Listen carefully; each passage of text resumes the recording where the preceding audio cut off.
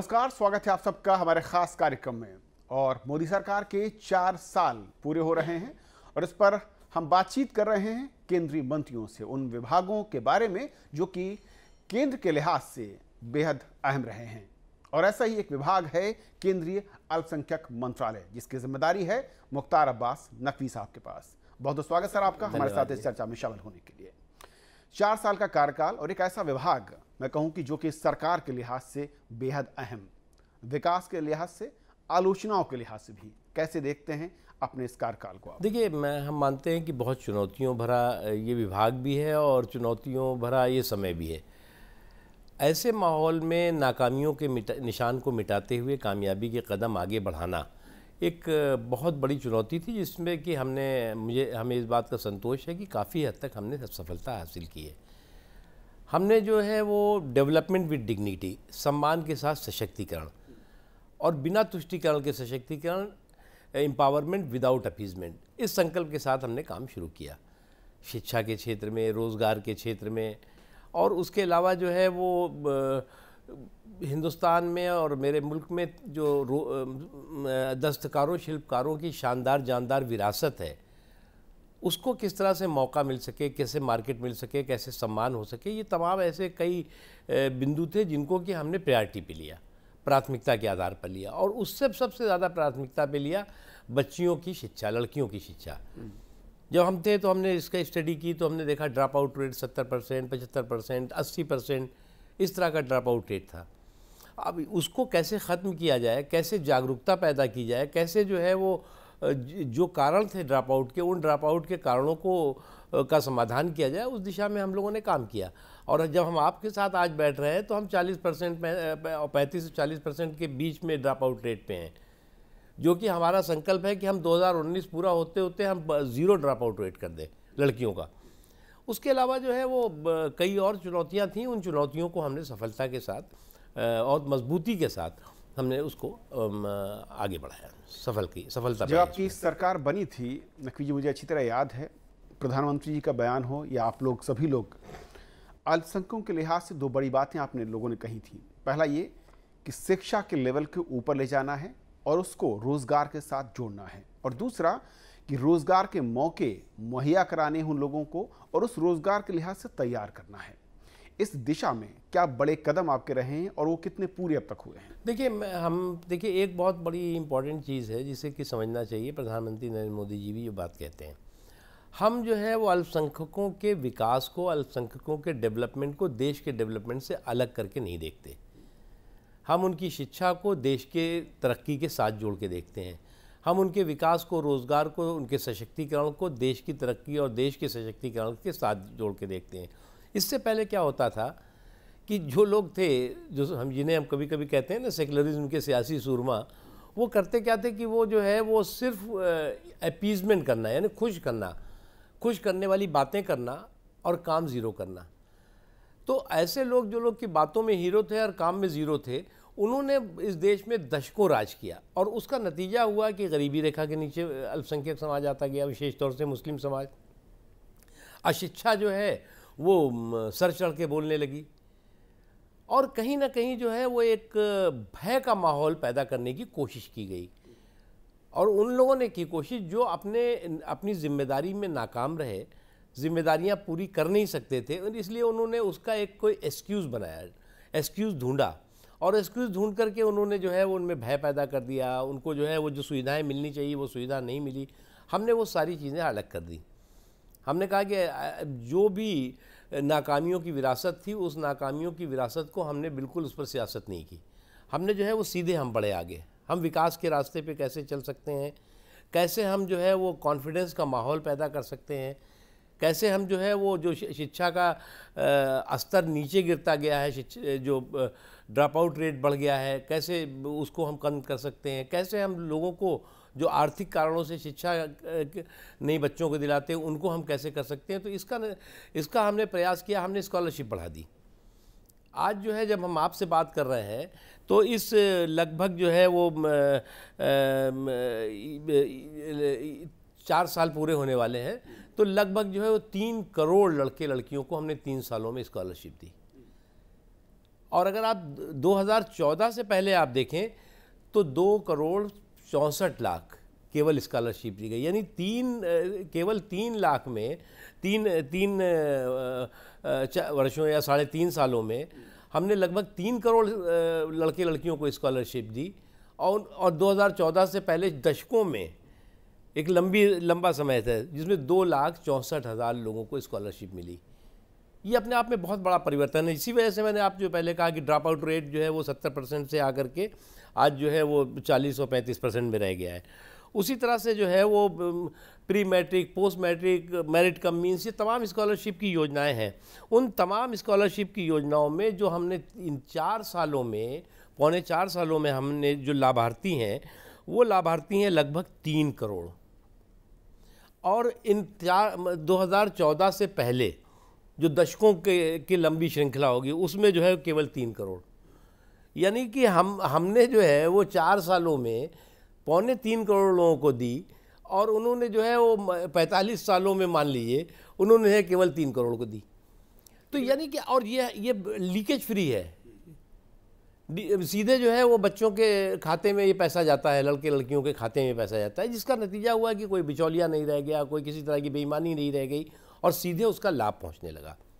लेकिन आपने युवाओं की तरफ फोकस किया, फिर आपने विवाद भी उखड़ा कर दिया, आपने हज की सब्सिडी बंद कर दी। लोग कहते हैं कि भाई ये पहली बार ऐसा हो रहा है जबकि सब्सिडी सरकार ने ख़त्म कर दी। देखिए, हमें इस बात का फ़ख्र भी है और हमें इस बात की संतुष्टि भी है कि मोदी सरकार का ही दम था जो सब्सिडी ख़त्म कर सकती थी, और मुसलमान भी खुश हैं इससे। देखिए, हज सब्सिडी एक बहुत बड़ा मुसलमानों पर कलंक था। मैं कलंक शब्द कह रहा हूँ। क्या इस्लामी दृष्टि से देखिए तो आप सब्सिडी लेके जा नहीं सकते, हज कर नहीं सकते। अगर आप जो है हज करने में कैपेबल हैं, फाइनेंशियल रूप से भी कैपेबल हैं, तभी जा सकते हैं आप। दूसरी चीज़ ये कि हज सब्सिडी का फ़ायदा जो हाजी थे उनको नहीं होता था। हज सब्सिडी का फ़ायदा तमाम और एजेंसी उसको होता था। आज हज सब्सिडी 2018 का हज जो है वो हज सब्सिडी के बग़ैर हो रहा है। नंबर 1, ये एक बहुत हिस्टोरिकल घटना होगी। नंबर 2, आज़ादी के बाद सबसे ज़्यादा हज यात्री 1,75,000 हिंदुस्तानी मुसलमान इस बार हज यात्रा करने जा रहा है। ये भी ऐतिहासिक चीज़ होगी।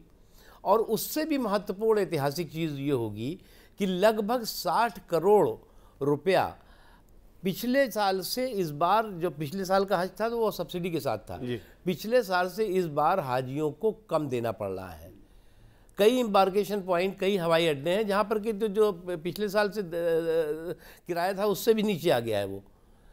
यानी कि जो कुछ सब्सिडी के नाम पर छल किया जा रहा था, जो सब्सिडी के नाम पर शोषण हो रहा था, पॉलिटिकल शोषण हो रहा था, उस शोषण को हमने ख़त्म किया।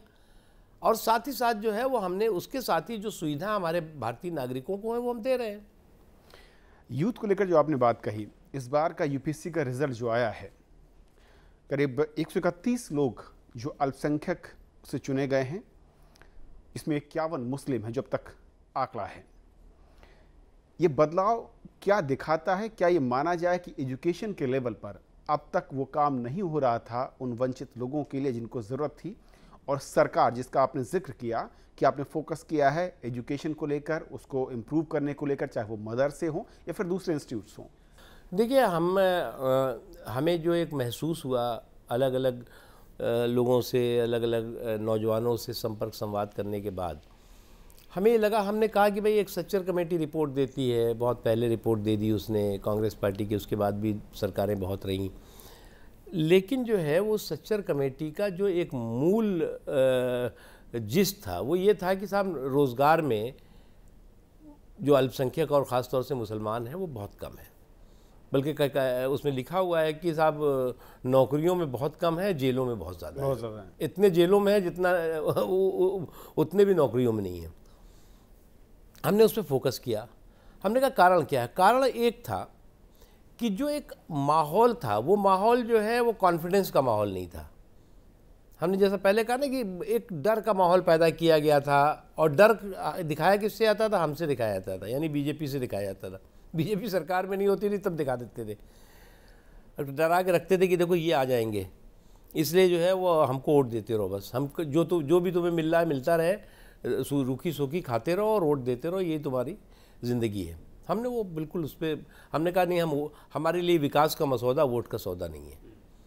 और हमने जो है वो उसके ऊपर फोकस किया। जैसे आपने यूपीएससी का जिक्र किया, हमने जो है वो सबसे बड़ी समस्या आप भी जानते हैं, तमाम नौजवान जानते हैं कि काबिलियत जो है वो अल्पसंख्यकों में या मुस्लिम नौजवानों में बिल्कुल नहीं, कम नहीं है। बहुत काबिल हैं, कैपेबल भी हैं, जीनियस भी हैं, मेरिटोरियस भी हैं, लेकिन जो है वो जो एक डिस्क्रिमिनेशन का माहौल था, भेदभाव का माहौल था, तासुब का माहौल था, उसका नतीजा था कि वो कैपेबल होने के बावजूद, मेरिटोरियस होने के बावजूद, प्रतिभावान होने के बावजूद उनको मौका नहीं मिलता था। हमने कहा नहीं, आपको मौका भी मिलेगा। हमने सारे एक जागरूकता कैंपेन चलाई, हमारा आपने देखा होगा, आपके टेलीविज़न चैनल पे भी चलता है। हमने जो है वो फ्री कोचिंग के लिए जो है वो एक बहुत अच्छी कैंपेन चलाई, और उस कैंपेन से रेडियो पे कैंपेन चलाई, अखबारों में कैंपेन चलाई, और जो सोशल प्रोग्राम होते हैं वहाँ पर भी हमने लोगों को जागरूक किया। कि हमने कहा कि भाई, हमें मालूम है कि आप दिल्ली में आकर के, मुंबई में आकर के, बेंगलुरु में आकर के या बड़े शहरों में जा कर के कोचिंग करना बहुत मुश्किल काम है और बड़ी महंगी है कोचिंग, और एक दिन की नहीं होती, वो लंबी होती है। तो हमने कहा हमारी जो है वो सरकार आपको नई उड़ान के माध्यम से, नए सवेरे के माध्यम से आपको जो है वो हम कोचिंग में मदद करेंगे। और हमने कोचिंग में मदद की। और आपको मुझे बताने में बहुत ही संतोष है कि इन 3.5 सालों में हमने जो है वो लगभग 4,142 बच्चों को कोचिंग दिलाई है 3.5 सालों में, बल्कि 3 ही साल में मान लीजिए। और अगर आप हमारे 2014 से पहले का आप 40-50 साल का इतिहास देख लीजिए, 45 साल का, तो केवल जो है वो 483, यानी हमने इन 3 सालों में 4,000 से ऊपर बच्चे बच्चियों को जो है कोचिंग कराई, और उन 45 सालों में 400 लोगों को। तो उसका नतीजा हुआ, पिछली साल भी जो है वो लगभग 126 के इर्द गिर्द अल्पसंख्यक, और उसमें 52 जो है मुस्लिम समाज के लोग जो है यूपीएससी में चुने गए।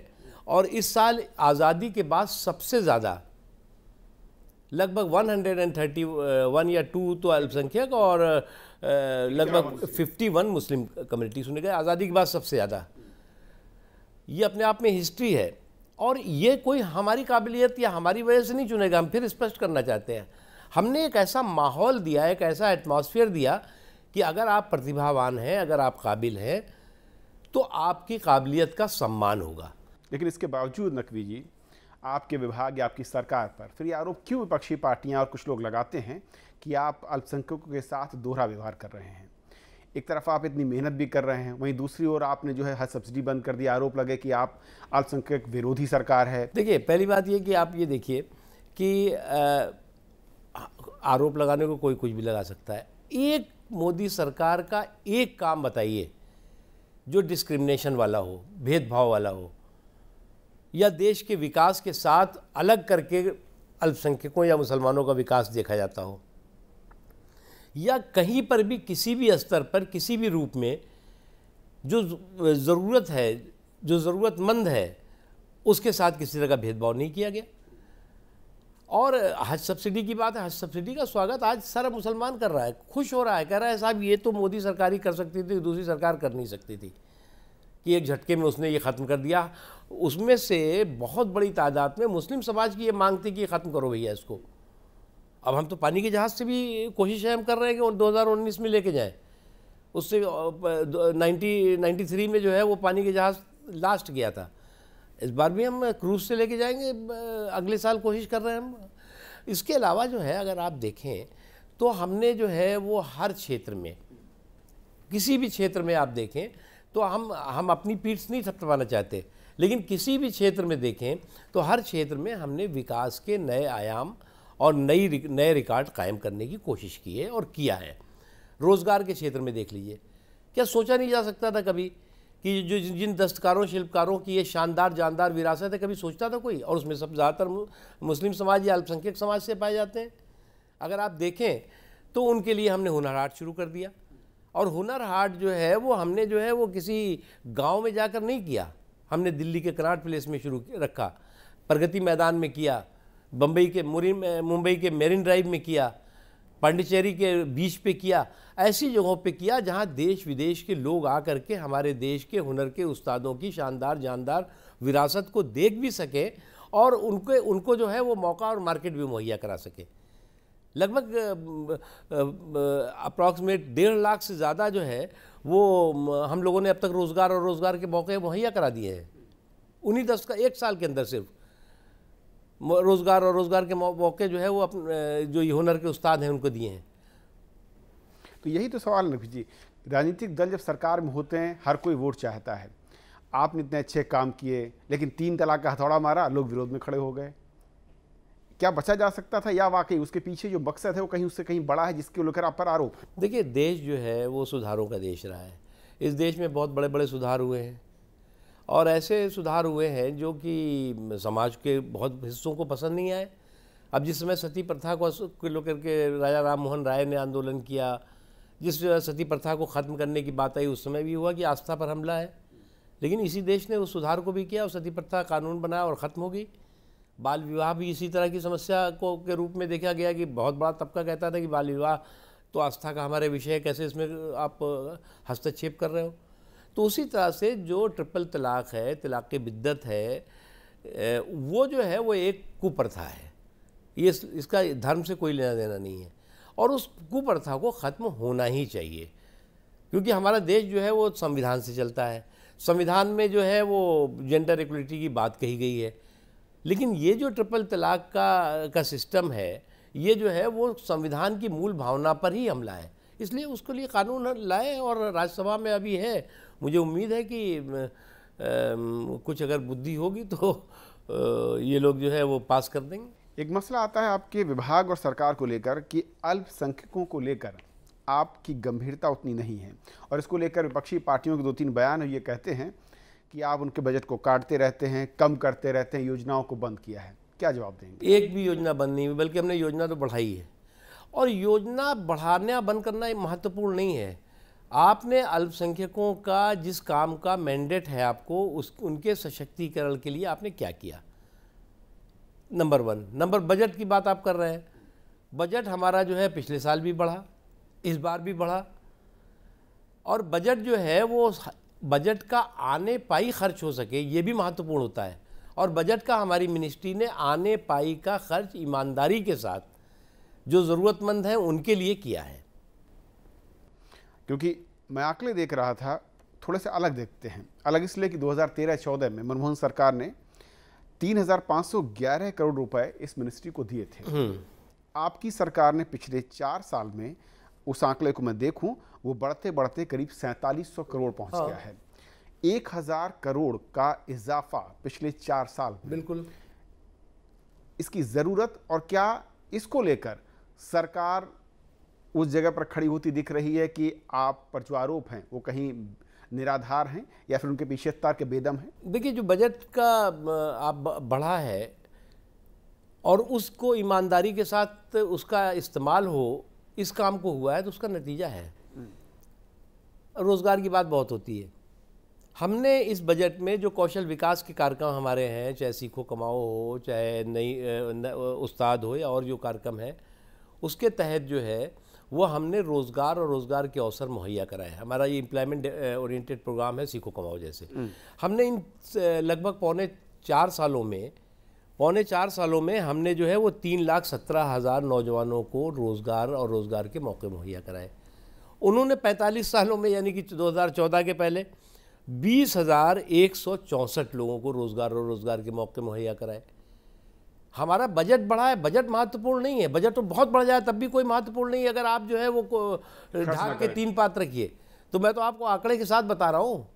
और उसी तरह से उस्ताद का कार्यक्रम एक है जो केवल शुद्ध रूप से दस्तकारों, शिल्पकारों के लिए है। उनको किस तरह से हम उनका सशक्तिकरण कर सकें, उनका रोज़गार के मौके। सभी लोग जानते हैं कि अल्पसंख्यकों में बहुत उनकी विरासत है, दस्तकारी, शिल्पकारी। हमने जो है वो इन लगभग इसको हमने थोड़ा सा अभी 2 सालों से थोड़ा सा इसको प्रायोरिटी पे शुरू किया था। 19,704 हमने दस्तकारों शिल्पकारों को, हुनर हाट छोड़ करके मैं कह रहा हूँ, ये दस्तकारों शिल्पकारों को रोज़गार दिया। 2014 से पहले 0 लोगों को दिया गया, कोई इस तरह का प्रयास नहीं किया गया। नई मंजिल जैसी कार्यक्रम जो कि रोज़गार और रोज़गार के अवसर मुहैया कराता है महिलाओं को, लड़कियों को, और विशेष तौर से उसमें 1 लाख लोगों को रोज़गार हमने दिया। 2014 से पहले भी 0 था, 0। और ये सब मैं आपके प्रोग्राम जो मतलब रिकॉर्ड से कह रहा हूँ, एक लाभार्थी का नाम है, गरीब नवाज कौशल विकास कार्यक्रम है। अब ये जो है, ये गरीब नवाज कौशल विकास कार्यक्रम भी रोज़गार से जुड़ा हुआ कार्यक्रम है। ये 1 साल पहले हमने शुरू किया, 1-1.5 साल पहले। और इसमें जो है हमने अब तक 1,06,000 लोगों को रोज़गार के मौके मुहैया कराए। 2014 से पहले 0। तो इसलिए जो है वो पॉलिटिक्स में तो हीरो थे, लेकिन डेवलपमेंट में 0 रहे वो। और डेवलपमेंट उन्होंने किया ही नहीं, और जानबूझ के भी वो करना भी नहीं चाहते थे। कैसा लगता है कि जिस तरीके से जो हुनर है, जिसका बार बार हम जानते भी हैं अल्पसंख्यक समाज के अंदर, उस हुनर को उस लेवल पर लाने की ना तो कोशिश हुई है और ना ही उसे मैं कहूँ कि बाजार के साथ जोड़ने के प्रयास। इस दिशा में आप या आपकी सरकार क्या भविष्य की ओर योजनाएं हैं? देखिए, हमारा जो पहली बात तो ये है, हमारा जो भी प्रोग्राम है वो हम शिक्षा पर हमने ज़्यादा फोकस किया है। हम आज की तारीख़ में हम जो है वो school, colleges, hostels, polytechnic, ITI, सद्भावना मंडप, इन चीज़ों को हम ज़्यादा से ज़्यादा माइनॉरिटीज़ जो डोमिनेटेड इलाके हैं वहाँ बनवा रहे हैं। हमने उसके साथ ही साथ जो है वो माइनॉरिटीज़ के इलाके हैं वहाँ पर सेंट्रल स्कूल भी खोलने की प्रक्रिया शुरू की है। और सेंट्रल स्कूल का जो ऑर्गेनाइजेशन है, नवोदय विद्यालय का ऑर्गेनाइजेशन है, उनसे हमारी अधिकारियों की बातचीत लगभग हो गई है। उसका एक्सपेंडिचर भी हम देंगे, बिल्डिंग भी हम देंगे, वो सारी चीज़ें, ताकि वहाँ पर भी जो है वो सेंट्रल स्कूल में बच्चे अल्पसंख्यक समाज के भी जो है वो शिक्षा ग्रहण कर सकें। उसके साथ ही साथ जो है वो हमारी कोशिश है कि जो मदरसे हैं उन मदरसों को भी फॉर्मल एजुकेशन, मुख्य धारा की शिक्षा के साथ जोड़ा जा सके। उसके लिए उनको कभी कभी उनके ध्यान में आता है कि साहब सरकार घुस जाएगी तो ऐसा करेगी वैसा करेगी, तो हमने कहा बिल्कुल हम नहीं आ रहे हैं। लेकिन हमने 3T उसका फार्मूला उनको दिया है, टीचर, टिफ़िन, टॉयलेट। हमने कहा आपके मदरसे में टीचर नहीं है जो फॉर्मल एजुकेशन दे सके, तो हम जो है आपको मदद करते हैं। आपके पास जो है वो टॉयलेट नहीं है, तो टॉयलेट हम बनवाएंगे आपको, सफाई भी ज़रूरी है। और उसके अलावा आपको मिड डे मील नहीं मिल रहा है, किन्हीं कारणों से उसके बच्चों को नहीं मिल रहा है, तो वो भी हम व्यवस्था करेंगे। और आपको जान के खुशी होगी कि हमने इन पिछले 1 सालों में विभिन्न मदरसों से जो हमने कहा कि आप टीचर हमको आप दो, हम नहीं आपको देंगे कि आप उसमें कोई शक करोगे पता नहीं सरकार का कोई आदमी आके बैठ गया है, आप टीचर दो। उन्होंने टीचर दिया, हम उसको ट्रेनिंग 1 महीने की, 2 महीने की, 3 महीने की, 4 महीने की ट्रेनिंग दिलवाते हैं free of cost. Jamia Millia Islamia दे रही है, और भी 2 इंस्टीट्यूशंस हैं उनके साथ और उसके बाद उनको हम कहते हैं आप जाइए, आप जाकर के वहाँ कंप्यूटर पढ़ाइए, साइंस पढ़ाइए, मैथ पढ़ाइए, जो भी चीज़ें आप कर सकते हैं करिए। उसमें भी हम उनको मदद कर रहे हैं, यानी कि हम मुख्य धारा की शिक्षा के साथ उन संस्थानों को भी जोड़ रहे हैं जो बिल्कुल मुख्य धारा के शिक्षा के से कटे हुए थे। एक आखिरी जो बड़ा मसला है जिसको लेकर मैं कहूँ कि कई बार बयान भी आए आपकी और सरकार की ओर से, जब आप सरकार में नहीं थे उस वक्त भी, वो है वक्फ बोर्ड को लेकर, उनकी ज़मीन, उनकी जो तमाम संसाधन हैं, उस दिशा में नकवी जी काफ़ी ज़्यादा विवाद रहा है। मैं कहूँ कि एक तरीके से कि उसकी मलकियत किसके पास होगी, उसका इस्तेमाल कैसे हो, इस दिशा में क्या आगे का रोड मैप है? क्या कोई एक मैं कहूँ कि गंभीर योजना या फिर कोई एक नया रोड मैप दिखता है? पहली बात बता दें आपको, हम जो वक्फ प्रॉपर्टीज़ हैं 90% वक्फ प्रॉपर्टीज़ पर किसी बाहरी व्यक्ति का कब्ज़ा नहीं है। खुद जो है उसी समाज के लोगों ने ही कब्ज़ा कर रखा है। उस वक्त की ज़मीन उसने कब्ज़ा कर रखी है, उस वक्त की ज़मीन उसने कब्ज़ा कर रखी है। यानी जो वक्फ माफिया है वो कोई मतलब बाहर से आसमान से कूद के नहीं आए हैं, बल्कि विद इन द कम्युनिटी हैं, घर के लोग हैं जिन्होंने कि वक्फ की प्रॉपर्टीज़ को जो है वो खुर्द-बुर्द किया है, तबाह करने की कोशिश की है। हमारी कोशिश है कि वक्फ प्रॉपर्टीज़ का जो है वो सदुपयोग हो सके, शिक्षा के क्षेत्र में हो सके, रोज़गार के क्षेत्र में हो सके, इसके क्षेत्र में होना चाहिए और काफ़ी हद तक हो रहा है। अभी कई वक्फ बोर्डों की अभी आने वाले दिनों में 7 मई को जो है वो इस दिल्ली में पूरे देश भर के वक्फ बोर्ड के चेयरमैन्स हैं, वक्फ बोर्ड के सीईओज़ हैं और भी जो सीनियर ऑफिसर्स हैं, उनकी कॉन्फ्रेंस हो रही है, मैं उसमें रहूँगा। देखिए उसमें जो एक मेन मुख्य बात ये है कि वक्फ की प्रॉपर्टीज़ को जो है वो देखने वाला कौन है? वक्फ बोर्ड।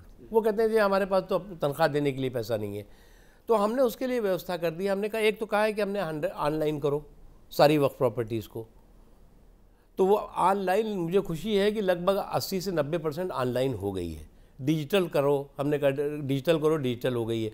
उसके अलावा हमने जो है वो उनको कहा है कि हम 2 सर्वेयर आपको देंगे, आप अपॉइंट आप करिए, पेमेंट सेंट्रल गवर्नमेंट करेगी। उसके अलावा 2 लीगल ऑफिसर देंगे, डाटा एंट्री ऑपरेटर आप रखिए, वो हम देंगे। तो 6 लोगों को एक वक्फ बोर्ड में उनका अपॉइंटमेंट करने की प्रक्रिया हमने शुरू कर दी है। कई स्टेट वक्फ बोर्ड ने कर लिया है, कई और करेंगे। तो ये हज़ारों की तादाद में लोगों को रोज़गार भी मिलेगा और वक्फ बोर्ड भी इसका भी मजबूत होगी, स्ट्रेंथन होगा वो। चलिए, बहुत बहुत शुक्रिया नकवी जी हमसे बातचीत करने के लिए।